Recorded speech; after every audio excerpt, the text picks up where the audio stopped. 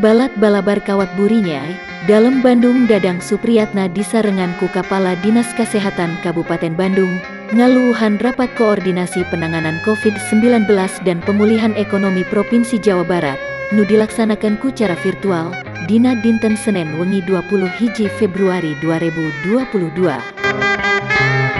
Sejumlah piunjuk nu didugikan sapertos saenggalna dosis 2 sareng vaksinasi booster, ngaketat pengawasan kesehatan, sareng ngarobih ranjang rumah sakit janten ranjang isoman.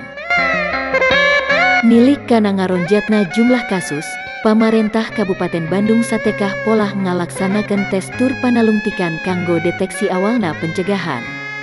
Vaksinasi oge dilaksanakan secara intensif supados dugi ka sasih Maret, dosis hiji sareng 2 ditarget tiasa rengse, upami vaksin booster mah, aya waktus genep sasih kapayun, tiasa rengse dina sasih Oktober.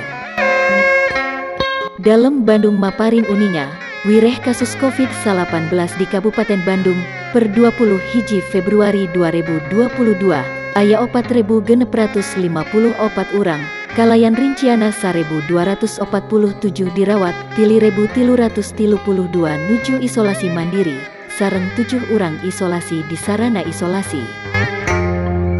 Dalam Bandung nu dalit digentra Kang DS mitutur, wireh aya sababaraha lengkah kanggo ngungkulan ngaronjatna jumlah kasus COVID-19, salah sawiosna ku cara saenggalna divaksinasi.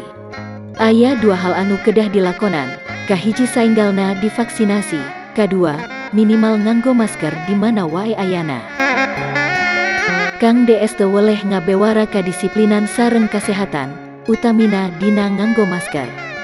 Dina waktu kaayaan sapertos kieu, Bupati umajak para pengusaha tiasa ngalakukeun CSR ku cara ngadistribusikan masker medis, margi diraoskeun meser masker medis teh janten beban masyarakat alit. Sakitu kapihatur, ti langit soreang Kabupaten Bandung, balabar kawat burinyai nu ngamancanagara ngabewara.